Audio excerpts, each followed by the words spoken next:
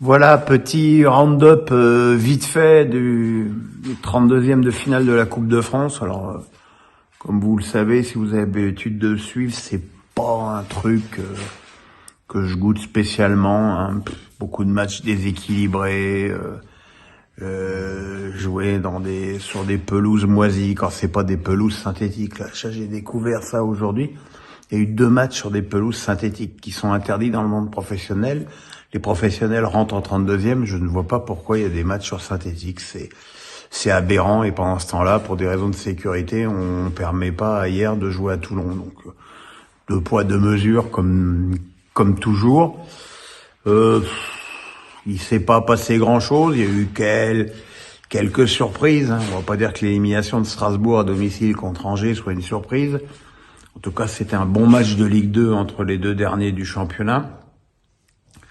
Le PSG, avec une équipe C, s'est qualifié finalement péniblement à Châteauroux, avec des bons jeunes et des Espagnols bien moins brillants.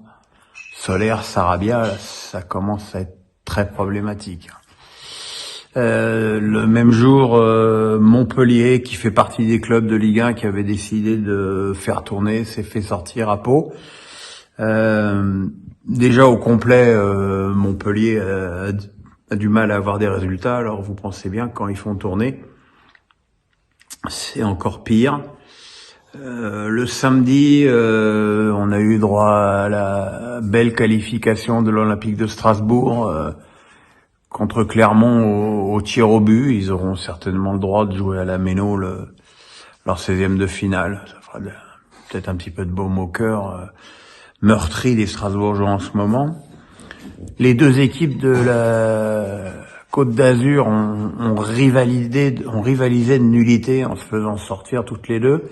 Alors Monaco, on ne sait pas si c'était l'équipe type. De toute façon, avec Clément, c'est difficile de savoir quelle est l'équipe type, vu que ça tourne tout le temps. Mais bon, quand tu mènes 2-0 à domicile contre Rodez et que tu te fais remonter 2-2 et que tu perds au tir au but, c'est scandaleux, quoi. C'est scandaleux et ça confirme ce que je dis depuis le début de l'année. C'est que même si Monaco a gagné ces 2 matchs, le contenu n'est vraiment pas bon, quoi. Alors le contenu à Nice, on l'oublie, il est jamais bon.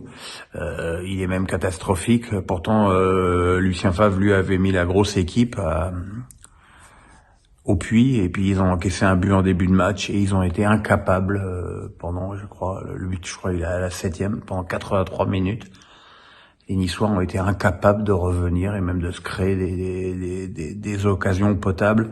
Ça va très très mal dans ce club qui a pour vocation de rivaliser avec le PSG. Je peux vous dire que pour rivaliser avec le PSG, il va falloir d'autres investissements, d'autres joueurs et probablement un autre entraîneur.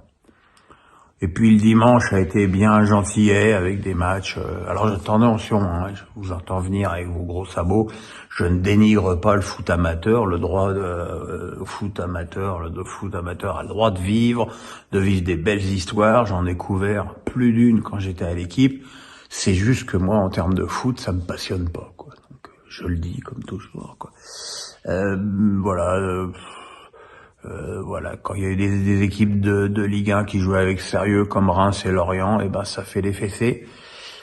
Et puis le match entre équipes de Ligue 1, entre Lille et Troyes, a tourné très fort en faveur de Lille, même si le score n'a été que 2-0. Et je vais vous dire, c'est un problème que le score ne soit que 2-0. Vu le nombre d'occasions faramineuses que se sont créées les nordistes, c'est pas normal qu'ils gagnent que 2-0 ce match. C'est pas normal. Il y a un problème. Je veux dire, le symbole de cette équipe, c'est Adam Ounas, qui est brillant à la construction, brillant à la création. Et dès qu'on rentre dans les 16 mètres, il n'y a plus personne. On dirait un enfant qui shoot dans la balle. Et c'est problématique, quoi. C'est vraiment problématique. Quant à Troyes, ils avaient mis une équipe pour perdre. Ils ont perdu. Voilà, demain pour face à Pierrot, évidemment, avec la sortie magnifique de Le Gret. J'ai beaucoup de questions, j'y répondrai donc demain, donc soyez patients, bande de petits canailloux.